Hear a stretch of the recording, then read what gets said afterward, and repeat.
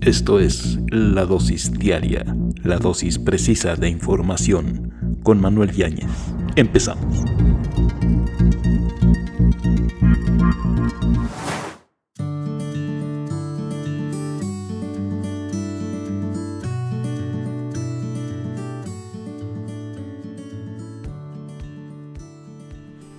¿Cómo le va? Bienvenido a La Dosis Diaria. Soy Manuel Yáñez. Recuerde que puede seguirnos en nuestra página en ladosisdiaria.net.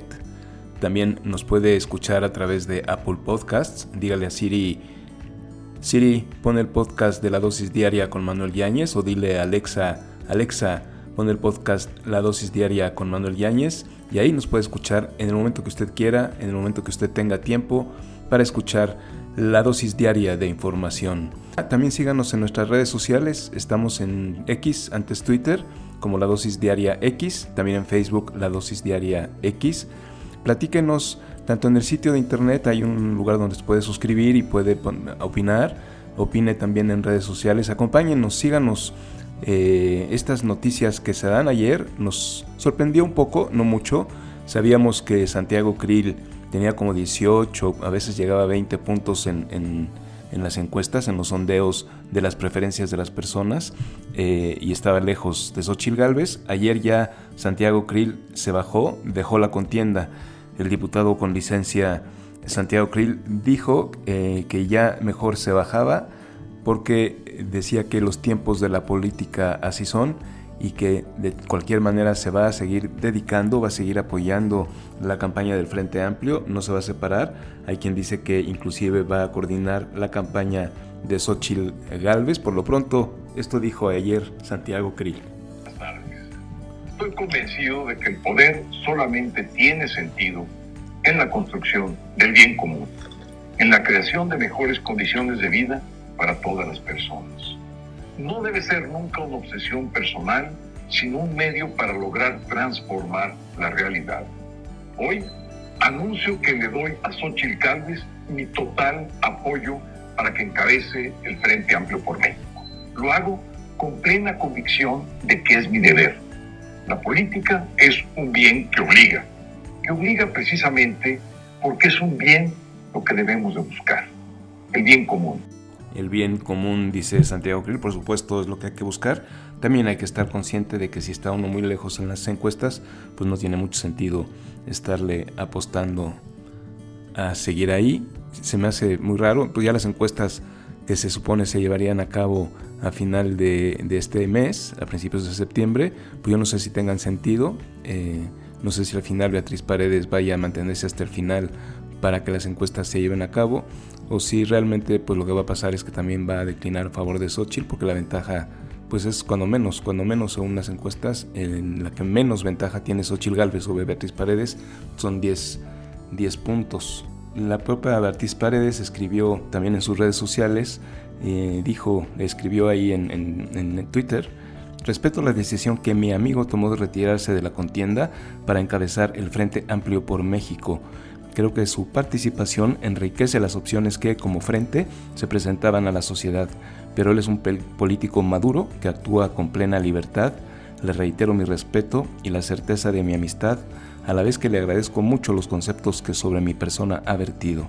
Estoy segura de que seguiremos coincidiendo en la construcción de la democracia en México. Esto escribió en sus redes sociales Beatriz Paredes. Y mientras tanto, Xóchitl Gálvez, se recordará usted, no sé si supo, el presidente López Obrador criticó fuertemente algo que había dicho Xóchitl Gálvez respecto a la gente que trabaja en Chiapas, y Xóchitl Gálvez, ni tarda ni perezosa, subió a sus redes sociales un video donde explica lo que sí dijo, para que no confundan sus palabras. Dice esto Xóchitl Gálvez: no inventen. No traten de sacar de contexto lo que yo dije sobre el desarrollo regional sostenible con identidad. No es lo mismo lo que funciona en el norte del país, en el centro o en el sureste. En 2002 se intentaron poner maquiladoras en San Cristóbal de las Casas en Chiapas. Yo les advertí que ese proyecto no iba a funcionar porque las mujeres indígenas no están acostumbradas a trabajar de 8 a 14 horas encerradas en una fábrica. Ellas trabajan en telar de cintura donde van entretejiendo sus sueños. Tan no funcionó que fracasó. Lo que sí funcionó fue lo que su servidora propuso: proyectos ecoturísticos como Las Nubes, El Chiflón, Las Guacamayas, Frontera Corozal, proyectos productivos relacionados al campo, a la miel orgánica, al café orgánico. Tan funcionó que en la fecha siguen. Ya basta de sacar de contexto mis palabras. Dice que sacan de contexto lo que dice, sí, bueno, las usan como herramientas políticas, así es. Cuando la contienda se pone buena y apenas empieza, pues van a sacar de contexto ambos lados los preceptos y los conceptos de cada quien. Lo que sí es que de los 12 que yo tenía, ya nomás me quedan 2, y 2 mujeres. Beatriz Paredes queda viva, Xochitl Gálvez es la que siempre ha estado a la cabeza, y vamos a ver qué sucede. Por lo pronto Santiago Krill se baja, Enrique de la Madrid ya se bajó también, y pues quedan ellas 2.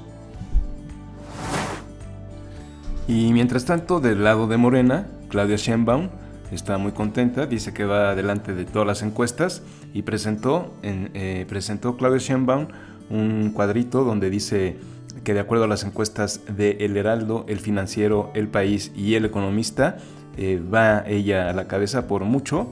Dice que, por ejemplo, la encuesta de El Heraldo dice que 29.8% de las intenciones de voto son para Claudia Sheinbaum, 21.9% para Marcelo Ebrard. El Financiero marca una distancia más grande, 32% para Claudia Sheinbaum, 22% para Marcelo Ebrard. El País se fue al 44% de la intención de voto para Claudia Sheinbaum contra un 28% de Marcelo Ebrard, y El Economista 33.1% para Sheinbaum y 23.7% para Ebrard. La encuesta que los marca más cercanos es la de El Heraldo. Habría que ver cómo fueron llevadas a cabo estas encuestas. Por lo pronto, Claudia Sheinbaum ya presentó estas 4 en las que pues claramente va a la cabeza. La del País de verdad se despega totalmente. El Heraldo es 29.8%, El Financiero 32%, El Economista 33%, y El País de plano se fue al 44% en la intención de voto para Claudia Sheinbaum, y también le dio una votación más alta a Marcelo Ebrard con un 28% del País. Las otras son 21.9% El Heraldo, 22% El Financiero y 23.7% El Economista. Los demás ya están muy lejos. La verdad es que Ricardo Monreal no llega en ninguna de los casos ni siquiera al 8%. Noroña está arriba de Monreal. La que más le da es la del Financiero con 11%. Y Adán Augusto todavía por ahí está cerca de Marcelo Ebrard, en teoría con 18%, donde le dan puntuación más alta. Así que no lo borremos. Yo siempre he dicho aquí que Adán Augusto López es el hermano, como dice el mismo López Obrador, es hermano del presidente y es como un as bajo la manga. Así lo siento. Es un político muy parecido a López Obrador, ha estado siempre de la mano, vienen del PRI los dos, y lo puso como gobernador de Tabasco, del estado de donde son los dos oriundos, y bueno, no está lejos de Marcelo Ebrard, tiene un 18% contra 23% de Ebrard en los promedios. Y hablando de Marcelo Ebrard, él sigue su campaña, estuvo por Sinaloa, él estuvo hablando de la importancia de la autonomía alimentaria, y ante un puñado digo un puñado porque era un grupo, ¿qué le parece? Como 100 personas estaban en su evento allá en Sinaloa, y pues es gente de campo, es gente que se dedica al campo, y ante ellos les dijo: ¿qué tiene que hacer México para garantizar sus alimentos? Tenemos que garantizar la soberanía alimentaria de México, lo que comemos nosotros, que no dependamos, que lo podamos producir aquí, pero para eso tenemos que organizar a todo el gobierno ¿Con quién hay que trabajarlo? Pues con la gente que produce. ¿Y dónde están? Pues aquí están ustedes. Necesitamos invertir en la infraestructura hidráulica, invertir para apoyar a los pescadores. Y necesitamos también hacer crecer esta agricultura, esta ganadería, producción de leche también, para que cuidemos la alimentación de nuestro pueblo. Y Sinaloa es importantísimo, es uno de los estados que más aporta a la República Mexicana. Por eso estoy aquí el día de hoy. Si ustedes quieren, yo estoy puesto. Gracias, amigas y amigos. ¡Que viva Sinaloa! Si ustedes quieren, yo quiero. Dice el señor Marcelo Ebrard, que por lo pronto las encuestas lo marcan muy, muy abajo de Claudia Sheinbaum. Vamos a ver, la encuesta que vale, la encuesta final será a finales de este mes, a principios de septiembre. Y bueno, vamos a ver qué hace Marcelo Ebrard si no se ve favorecido con las encuestas. Vamos a hacer una pausa y vamos a escuchar lo que tiene que decir la voz de la energía, José Carlos Femat. Vámonos a la pausa y regresamos con la voz de la energía.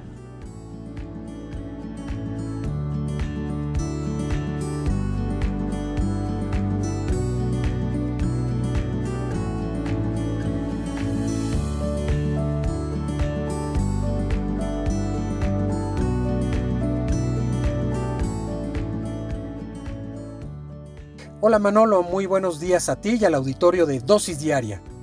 Si me permites, arrancamos rápido con el cierre de mercados y nos seguimos café en mano a revisar las principales notas del sector energético.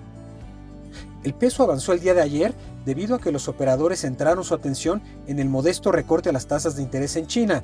De acuerdo con Banco de México, el dólar interbancario cerró en 17 pesos, mientras que en ventanillas cotizó en 17.42 y el euro en 18.55. Los precios del petróleo, por su lado, bajaron ligeramente tras darse a conocer algunas medidas de reactivación de la economía china que fueron consideradas por el mercado como insuficientes. El West Texas Intermediate cerró en $80.92 por barril, mientras que el Brent en 84.51 y la mezcla mexicana de exportación, por el contrario, gana terreno para cerrar en los $77.74 por barril. Ahora sí, tráigase su café y acompáñame a revisar las principales notas del sector energético. Durante al menos las próximas 3 décadas, México continuará empleando combustibles fósiles de manera significativa. Expertos como Arturo Carranza, a quien mandamos un saludo, sostienen que a pesar de la transición hacia energías más limpias, el petróleo seguirá siendo un componente importante en el sistema energético global durante los próximos 15 a 20 años. La Secretaría de Energía, OCENER, ha señalado que la transición energética en México podría reducir el consumo de combustibles fósiles hasta 2050 o 2060, dependiendo del avance de las tecnologías limpias y el almacenamiento. Aunque ya se puso en la mesa la construcción de una segunda nueva refinería, algunos especialistas sugieren considerar opciones más viables en el contexto de la transición hacia energías tecnológicas renovables y limpias, así como la electrificación del parque vehicular. Las cifras financieras de Pemex contradicen el discurso oficial sobre el control del robo de combustible. Aunque el gobierno afirma tener reducido este problema, los estados financieros de la petrolera indican lo contrario. Las cifras revelan un aumento en el robo de combustible desde las instalaciones de Pemex, destacando el número de tomas clandestinas encontradas en 2022, que llegó a 13.946, el nivel más alto desde 2018. Aunque hubo una disminución inicial de tomas clandestinas durante los primeros años de esta administración, la problemática en realidad persiste.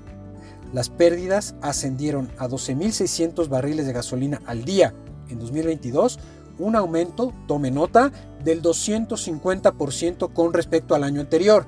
Las pérdidas financieras también aumentaron significativamente. Pemex dejó de percibir 10.500 millones de pesos en ingresos debido a este ilícito. Así, el robo de combustible no está controlado y más bien ha tenido un impacto significativo en las finanzas de la compañía. En la gustada sección de No lo dije yo, lo dijo Xóchitl, le tengo esto.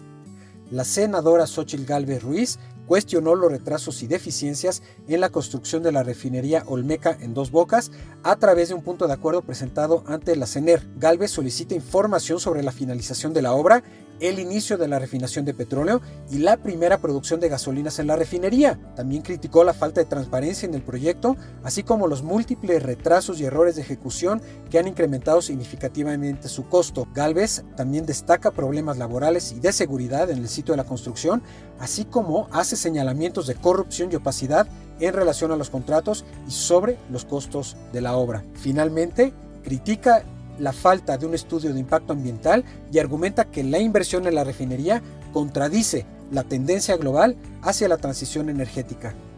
La senadora expone que la obra podría o no estar plenamente operativa hacia el 2025 o 2026. ¿Qué le parece? En la nota regulatoria, pues aunque quisiéramos que no, pero en realidad sí, la CRE parece estar centrando sus esfuerzos en negar permisos. En su primera sesión de agosto, la CRE aprobó 13 de más de 7,000 solicitudes de permisos acumuladas. A pesar del considerable rezago mensual, no se otorgaron permisos de expendio al público de petrolíferos, aunque se discutieron 23 temas en total.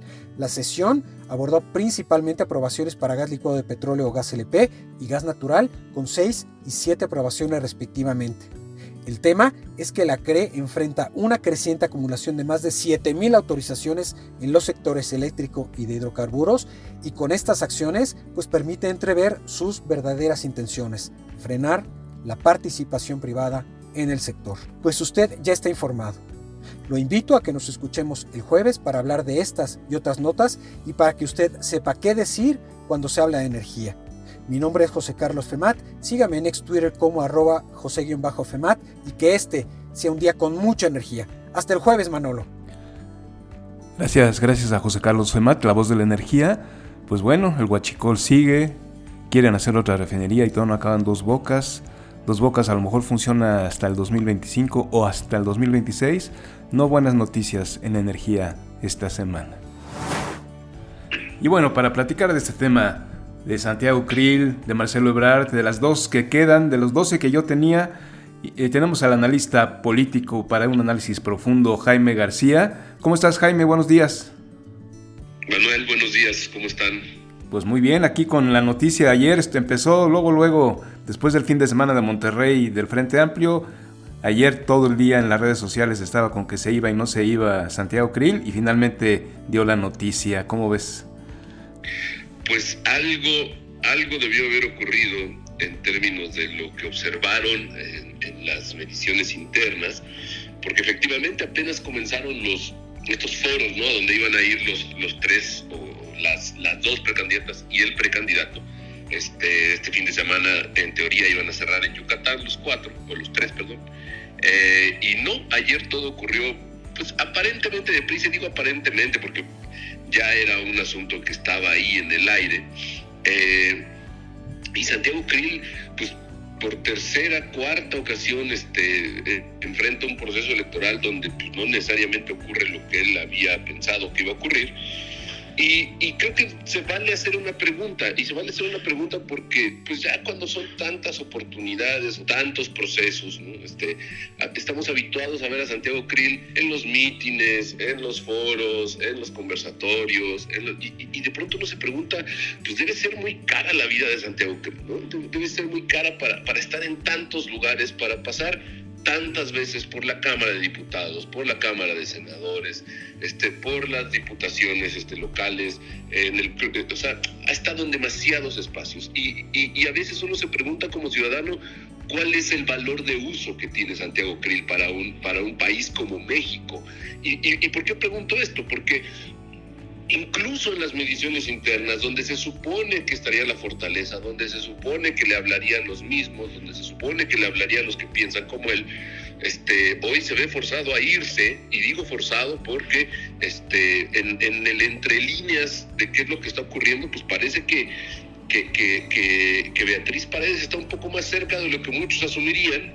Y a mí me gustaría preguntar, pues qué tanto se van a respetar los acuerdos de que iba a ser un candidato panista.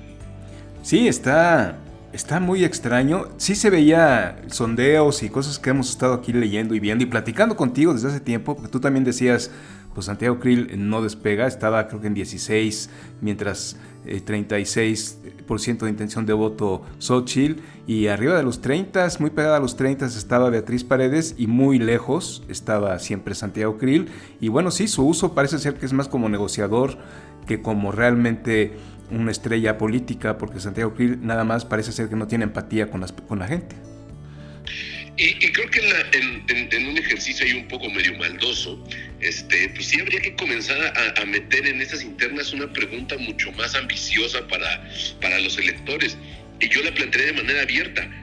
¿Cuál cree usted que haya sido la principal aportación de A o B a la vida pública del país? Y creo que ahí Krill no pintaría ni en los 12, ni en los 10, ni en los nada. Porque, insisto, sí pasa mucho tiempo donde son los mismos personajes hablando de las mismas cosas, pero independientemente de si hablan o no de las mismas cosas, como en el caso del presidente, que si habla de la pobreza, pues evidentemente va a ser una condición manifiesta en el país, no nos hablan de cosas que solo existen para ellos, como la Constitución, la ley, la legalidad, y perdónenme, pero en este país tiene muchos años que la ley es para quien puede pagar por ella.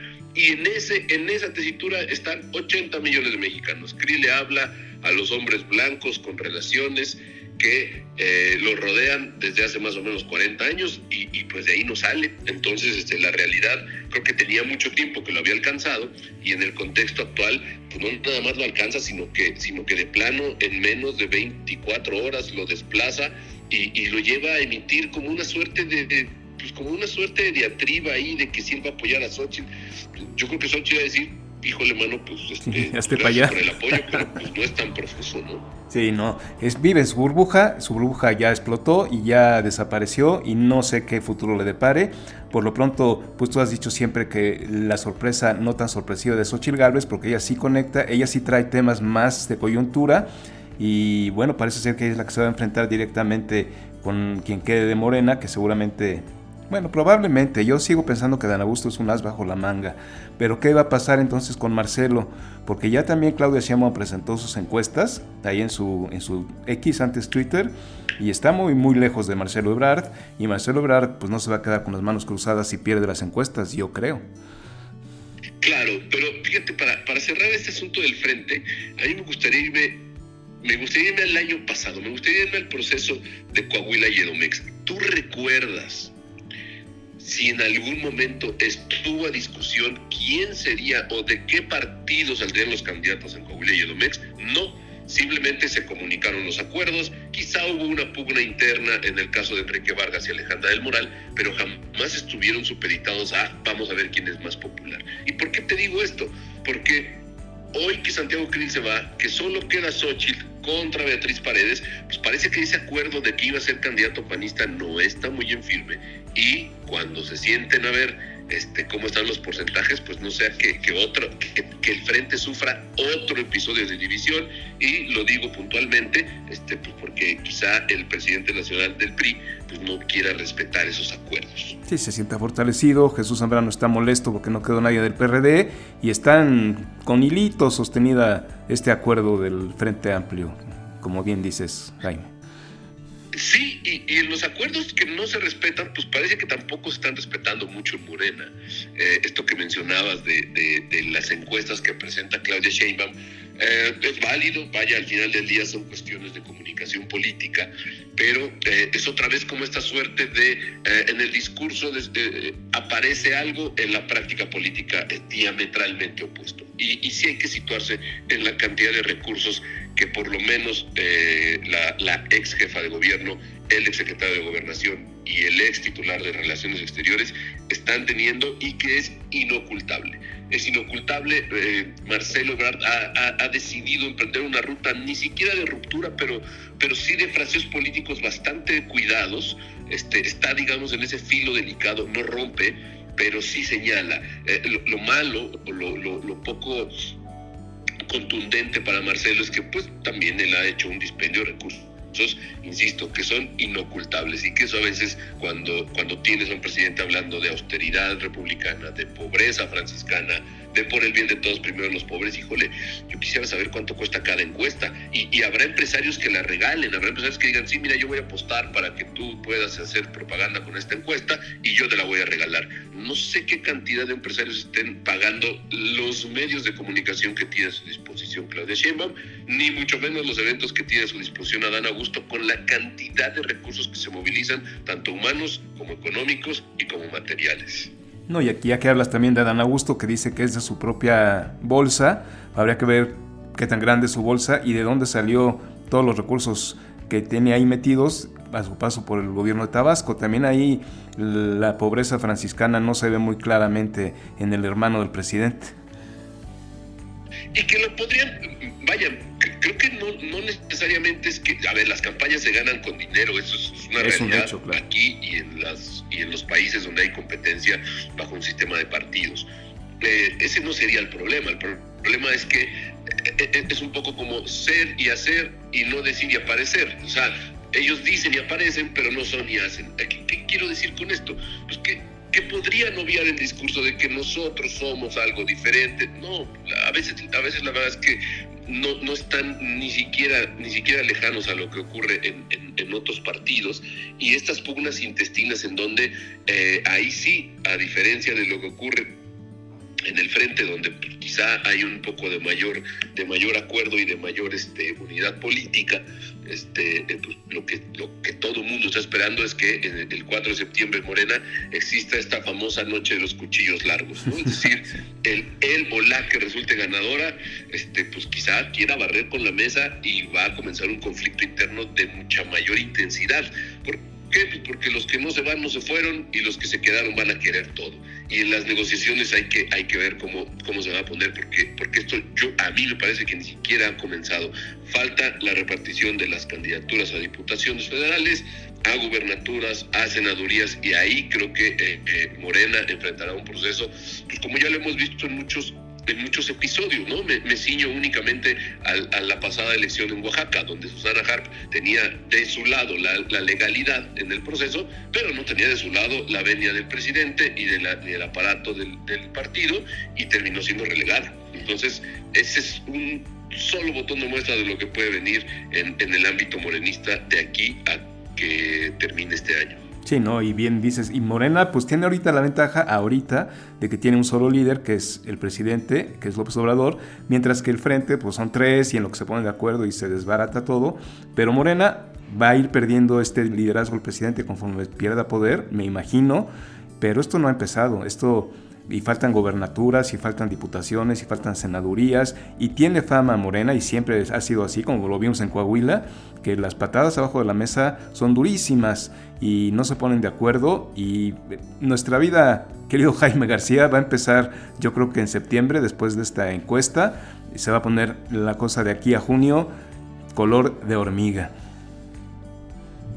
Yo creo que sí, fundamentalmente, y digo, no descarto que haya en este país una amplia franja de votantes que vean en el Frente Amplio por México alguna suerte de posibilidad o de expresión o de simpatía o algo que corresponda con sus intereses, pero la verdad es que yo creo que la pugna verdadera y lo que definirá al próximo presidente de este país pues ocurrirá en Morena. ¿Y por qué lo digo? Porque quiero ser muy claro siempre en este aspecto. Las elecciones se ganan con dinero. El presidente tiene 23 chequeras a nivel estatal para organizar la elección. Y creo que aunado a ello, los programas sociales que van a incrementarse, las obras que se van a entregar, le van a dar un impulso que muy en sentido de lo que ha ocurrido en países de América Latina, donde expresiones justicialistas ganan, cuando se presentan a la primera elección posterior a ese triunfo, ganan por más. Entonces creo que en México va a pasar algo muy parecido. Vamos a verlo, no se puede anticipar, pero sobre todo por desde dónde está hablando el frente, a Xóchitl Gálvez se le está agotando el verso, de contrastar con Andrés Manuel, y de pronto, insisto, cuando te ponen un micrófono durante una hora, durante todo el día, pues en algún momento va a salir tu verdadero yo. Y ese verdadero yo comienza a asomar cuando se refiere a la gente del sureste como si, honestamente no los conoce. No sabe lo que implica vivir en el sureste, y entonces se va a tropezar con esas cosas. Y creo que esta parte de Santiago Krill yéndose, pues debilita más la postura de Xóchitl Gálvez. ¿Por qué? Pues porque ya urge que todo el panismo vote por ti. ¿Por qué? Porque Beatriz Paredes, con la poca estructura que le queda al PRI a nivel nacional, está comenzando a empatar, o por lo menos está comenzando a acercar, y eso no es bueno para nadie en el frente. Insisto, vamos a ver si respetan los acuerdos que tenían de hace un año nos toca Coahuila y Edomex, a ti te toca la presidencial. Vamos a ver si se respetan. Vamos a ver. Beatriz Paredes ha demostrado que tiene un colmillo larguísimo. No veo por dónde pueda ganar la oposición, porque además, como bien dices, a ver qué pasa con los acuerdos. Estoy de acuerdo en que Morena sin duda tiene todas las posibilidades de que vaya a ganar la elección presidencial.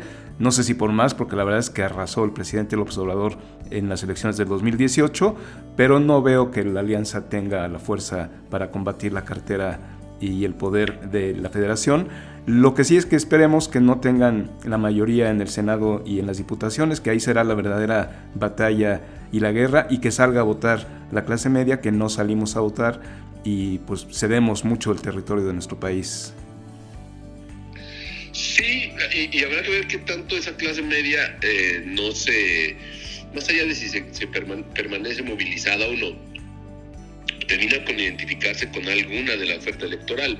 Falta ver qué hace MC, falta ver si MC va con un candidato propio o termina por deshojar la margarita al final de los días.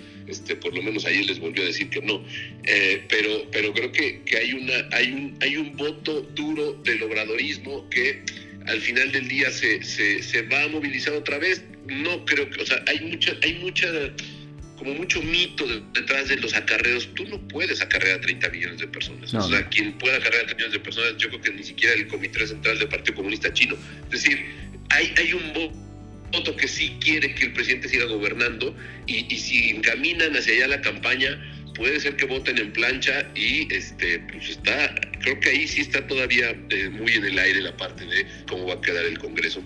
Hay que ver cuál es la decisión que toma el presidente en términos discursivos y en dónde deciden situarse para hacer campaña. Tendrán estados prioritarios. Los estados prioritarios siempre sabemos cuáles son: Veracruz, Baja California, Estado de México, Ciudad de México, Guanajuato, es decir, aquellos que tienen mayor cantidad de población y mayores centros urbanos.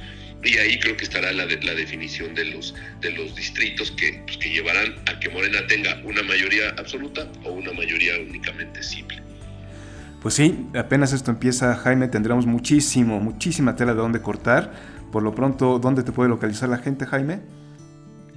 En Twitter, @JaimeGarcia16, ahí me encuentran. Pues perfecto, seguimos platicando, esto va a dar muchísimo. Jaime, muchas gracias, nos escuchamos el viernes. Listo, Manuel, nos escuchamos el viernes. Saludos a todos. Un abrazo. Muchas gracias a Jaime García, muchas gracias a José Carlos Femat, la voz de la energía. Gracias a usted que nos escucha. Esto fue La Dosis Diaria. Recuerde que puede seguirnos en ladosisdiaria.net.